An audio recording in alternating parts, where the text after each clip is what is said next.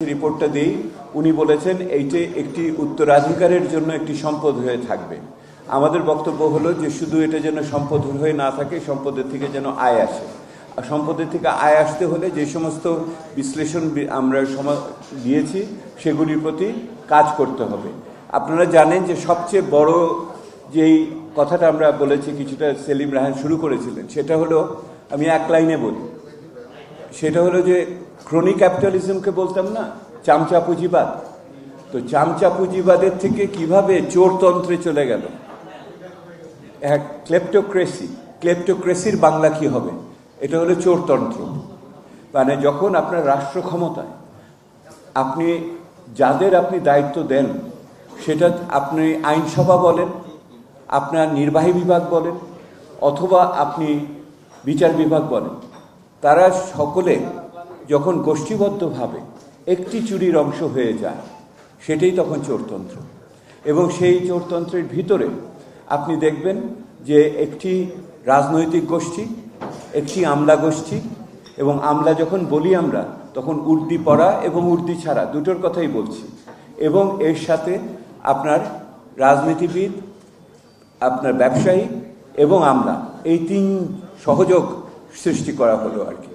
আপনারা যদি জিজ্ঞেস করেন এটার উৎস কোথায়, উৎসতে আপনার ফিরে যেতে হবে 2018 নির্বাচন। 2018 নির্বাচনের পরে নির্বাচন কত হলো? 2024-এ শেষ। যে তিনটি নির্বাচন হয়েছে, এই তিনটি নির্বাচন এইটা বিষবৃক্ষ সৃষ্টি করেছে এই চোরতন্ত্রে।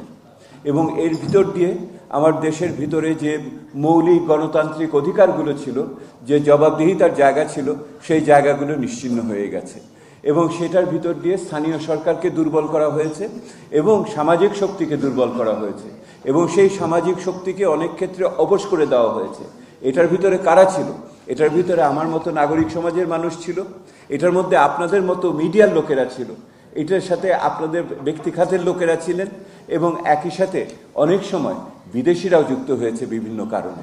এবং বিদেশিরা অপ্রয়োজনীয়ভাবে প্রশংসার কথা তখন তারা বলেছে, যেটার ভিত্তি এখন সন্দেহের ভিতরে আসছে।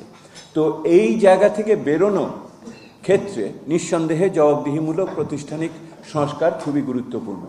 কিন্তু ওই সংস্কারে যেতে হলে যদি দেশের ভিতরে স্থিতিশীলতা না থাকে, এবং স্থিতিশীলতার কথা যখন বলি তখন দুটো স্থিতিশীলতার কথা বলি, একটি হলো অর্থনৈতিক স্থিতিশীলতা, আর একটি হলো আইন শৃঙ্খলা নিরাপত্তার স্থিতিশীলতা।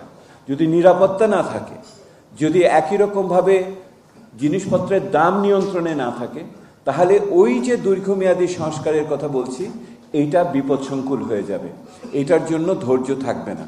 এইটা খুবই গুরুত্বপূর্ণ একটা বিষয় আমরা মনে করি। তাহলে সেই ক্ষেত্রে আমাদের যে ক্ষমতা বা আমাদের যেটুকু বিদ্যা আছে, সেটার ভিত্তিতে আমরা অর্থনৈতিক দৃষ্টিভঙ্গি আপনাদের সামনে তুলে ধরতে চাই। কে বেশি দুর্নীতিবাজ? আমি এটা বিভিন্ন জায়গায় প্রশ্ন করেছি, এই প্রশ্নের উত্তর এক এক জায়গায় প্রথম থেকে আস্তে আস্তে বদল হয়েছে। আমি জিজ্ঞেস করেছি যে আপনাদের দৃষ্টিতে, জনগণের দৃষ্টিতে কে বেশি দুর্নীতিবাজ? রাজনীতিবিদ, ব্যবসায়ী, নাকি আমলা? আমি উত্তর বদল হতে দেখেছি। প্রথম দিকে এটা ছিল রাজনীতিবিদ বলতো, তারপরে ব্যবসায়ী বলতো, কিন্তু শেষ পর্যন্ত সবচেয়ে বেশি সবাই মিলে আমলার কথা বলেছে। আমলাদের কথাই পরে জোর দিয়ে কিন্তু এখানে এসেছে।